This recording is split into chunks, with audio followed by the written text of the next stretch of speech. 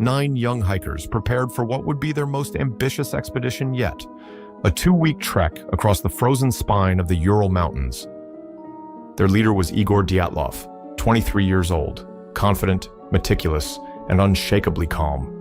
He'd planned the journey for months: routes, supply caches, emergency signals, even how much wood they'd burn each night. His teammates were a mix of students and graduates from the Ural Polytechnic Institute. Strong, experienced mountaineers used to hardship and cold. They were the kind of people who measured risk in degrees of excitement.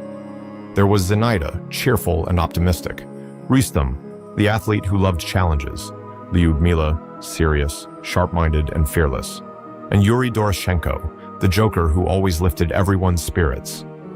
Their destination was Mount Otorten, a lonely peak surrounded by snow and silence. The locals, the Mansi people, called the area Kolatsyakal, meaning Dead Mountain. It sounded ominous, but the hikers laughed it off. They'd been through worse weather, steeper climbs, harder routes. They left on January 25, 1959. Photographs show them smiling, their skis cutting through white wilderness. They sang folk songs as they marched. In their journals, they described the beauty around them, the way the trees bent under snow, the frozen rivers that glittered blue beneath the sun. At night, they gathered around a stove inside their tent, writing about the day's progress by flashlight. "Weather is bad," one entry reads, "but spirits are high." They joked about how, when they returned, no one would believe what they'd endured. They wrote about home, school, and each other. It all felt safe, invincible even. But the mountain was already changing. By January 31st, the wind began to howl. Snow came down sideways. The temperature plunged below -25. Their compass wavered, landmarks disappeared, and somewhere in the white chaos, they strayed off their intended path. The map said they were close to the pass, a narrow stretch of exposed ridge that would lead them toward Otorten, but they had reached the base of Dead Mountain instead. They could have turned back toward the shelter of the trees, but Dyatlov decided to camp right there on the open slope. It would be hard, yes, but it would save time. They could see everything from here, and it would be easier to resume the climb the next morning. The group set to work cutting a platform into the snow. They raised their tent against the wind, anchored the poles, and packed their gear neatly inside. They cooked dinner. They laughed again. Zenaida wrote her last entry that night. "The storm is strong. We are in good spirits. I feel at peace." Outside, the wind screamed over the mountain. The snow hissed against the fabric of the tent. Inside, they drifted off one by one, the faint orange glow of a flashlight, their last comfort before sleep. Sometime after midnight, the mountain stirred. A sound, soft, distant, heavy. Snow shifting, echoing through the slope. The wind grew stronger, pressing hard against the canvas walls.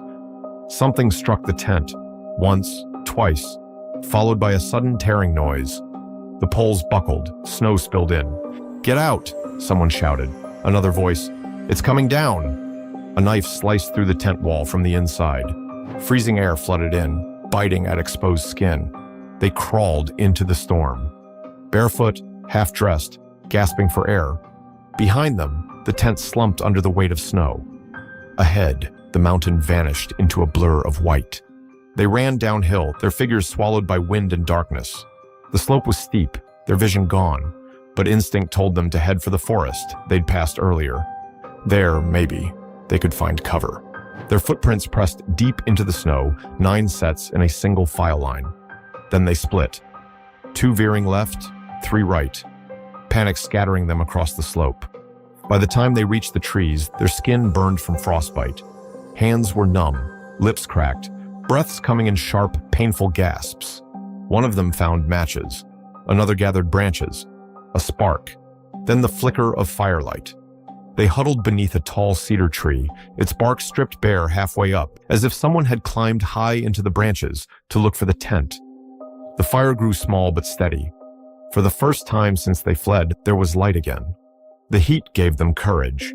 Someone said they should go back for supplies, the coats, the boots, the stove. Dyatlov nodded. He told Zenaida and Rustam to come with him. The others stayed behind, feeding the fire with whatever they could find. Broken twigs, bits of fabric, even part of a sleeve. But the fire wasn't enough. It sputtered, dimmed, and soon died completely.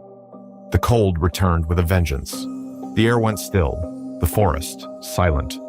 The two men nearest the fire, Doroshenko and Krivonyshenko, leaned against each other, hands outstretched toward embers that no longer glowed. They didn't move again. Meanwhile, Dyatlov, Zinaida, and Rustem began the climb back up the slope. The tent was only a few hundred meters away, so close they believed they could reach it. The snow, however, was waist-deep. Every step forward was a struggle. The storm had returned, erasing their footprints behind them. The wind roared like a living thing. Rustem stumbled. Zinaida helped him up, her face already pale and windburned. Dyatlov pressed ahead, determined. He refused to stop, refused to admit defeat to the mountain. But eventually, his shape vanished into the white. Zinaida called out, her voice lost to the wind. She fell to her knees, tried to stand, then crawled. She made it a few yards farther before the cold took her. The slope fell silent once again. Deeper in the trees, 4 others had found a ravine carved by a small stream. They huddled together, using snow for walls, pulling pieces of clothing from those who'd already collapsed.